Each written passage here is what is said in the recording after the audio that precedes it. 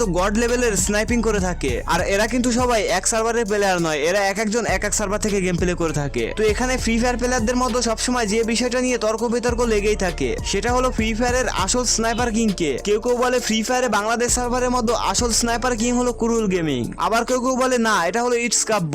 এর মধ্যে কিছু পাবলিক এসে বলে না পুরো ফ্রি ফায়ারের মধ্যে আসল স্নাইপার কিং হলো B2K।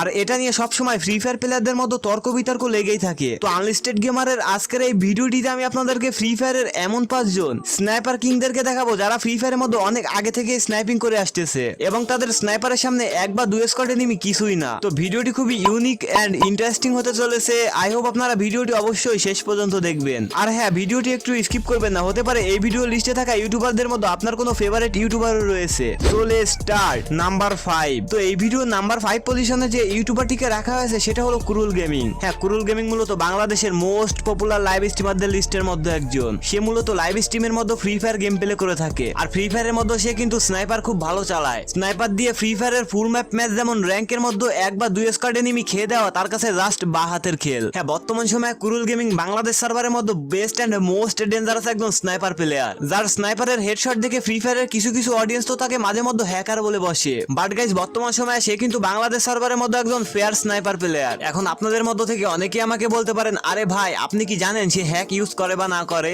আপনি এতটা কনফিডেন্সের সাথে কিভাবে বলতেছেন যে সে একজন ফেয়ার প্লেয়ার? গাইজ, এখানে কনফিডেন্সের কি আছে? তোমরা তো দেখোই যে কুরুল গেমিং সরাসরি লাইভে গেম প্লে করে থাকে। আর একটা প্লেয়ার যদি লাইভের মধ্যে হ্যাক লাগিয়ে গেম প্লে করে তাহলে তো সে অনায়াসে ধরা খেয়ে যাবে। তো একটা প্লেয়ার যখন লাইভের মধ্যে সে এতটা ভালো গেম প্লে করে তাহলে তো সে ফেয়ার প্লেয়ার হবেই। নাম্বার 4। তো আজকের ভিডিওর 4 নাম্বার পজিশনে যে ইউটিউবার বা স্নাইপার কিং কে রাখা আছে সেটা হলো ইটস কাব্য। তো ইটস কাব্য মূলত বাংলাদেশের অনেক পুরাতন একজন YouTuber and free fire player. Free fire game আসার কিছুদিন পরে থেকে ইটস কাব্য পিসিতে গড লেভেলের স্নাইপিং করতো। আর তখনকার সময় বাংলাদেশে সচরাচর কেউ পিসিতে এমন ভাবে গড লেভেলের স্নাইপিং করতে পারতো না। ইটস কাব্য মূলত তখনকার সময় এজ এ বাংলাদেশি প্লেয়ার হিসেবে পিসিতে এমন ভাবে স্নাইপিং করে পুরো বাংলাদেশের ফ্রি ফায়ার প্লেয়ারদেরকে তাক লাগিয়ে দিয়েছিল। বাট বর্তমান সময়ে ফ্রি ফায়ারের মধ্যে স্নাইপারের পাওয়ার কমিয়ে দেওয়ায় এই ইটস কাব্য এখন আর স্নাইপিং করে না। তো তখনকার সময় ইটস কাব্যের এই গড লেভেলের স্নাইপিং কে কে দেখতেন অবশ্যই কমেন্ট সেকশনে কমেন্ট করে জানাবেন। নাম্বার 3। তো এই ভিডিও 3 নম্বর পজিশনে যে ইউটিউবারটিকে রাখা হয়েছে সেটা হলো টোটাল গেমিং, যার ইউটিউব চ্যানেলে বর্তমান সময় 35 মিলিয়ন প্লাস সাবস্ক্রাইবার রয়েছে,